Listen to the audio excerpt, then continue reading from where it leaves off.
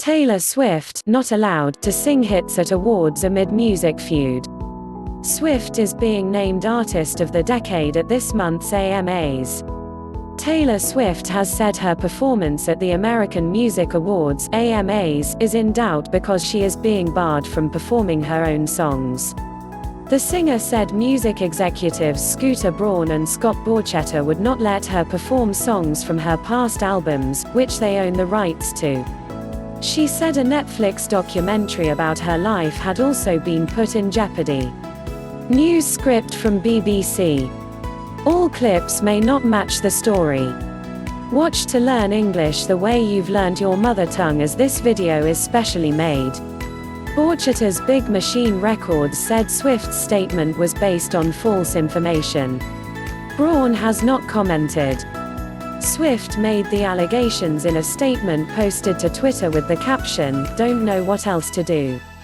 Right now my performance at the AMAs, the Netflix documentary and any other recorded events I am planning to play until November 2020 are a question mark," she wrote.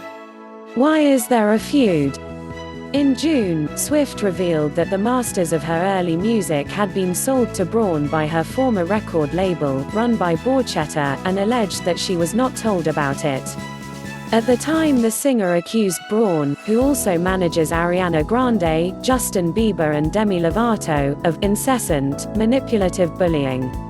Swift also accused Braun of attempting to dismantle her musical legacy.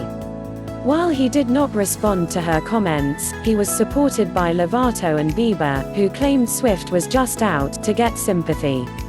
The singer confirmed in August that she planned to re-record music from her first 6 albums so she could own the rights to the new versions. What about the AMAs and Netflix documentary? Swift is set to be named Artist of the Decade at the AMAs later this month and said she had been planning to perform a medley of her hits. But in her statement on Thursday, she said the two men had blocked her from performing her old songs on television, claiming that this would be re-recording her music before she is allowed to next year. They also blocked the use of her older music or performance footage in the upcoming Netflix film, she claimed.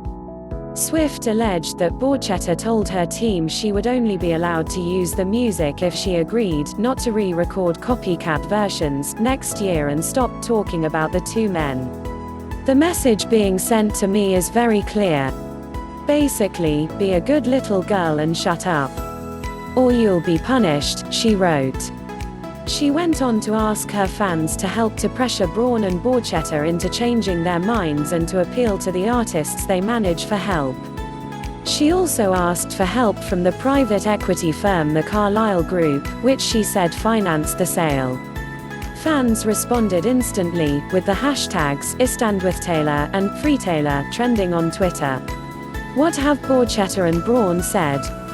In a statement, the Big Machine label group said it had been optimistic about resolving the long-running dispute, until Swift posted her statement on Thursday.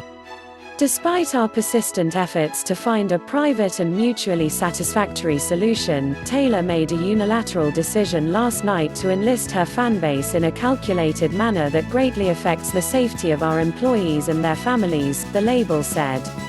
Taylor, the narrative you have created does not exist. All we ask is to have a direct and honest conversation. When that happens, you will see there is nothing but respect, kindness and support waiting for you on the other side. Big Machine also said, at no point did we say Taylor could not perform on the AMAs or block her Netflix special. In fact, we do not have the right to keep her from performing live anywhere. It did not specifically address whether she could perform old songs. Braun has been contacted for comment.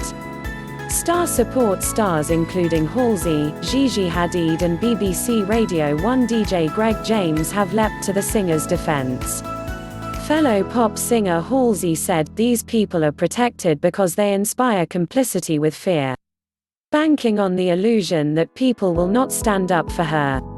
That the world will say she is overreacting, you're barking up the wrong tree. It is her grace and patience in these moments that make her Artist of the Decade," she added.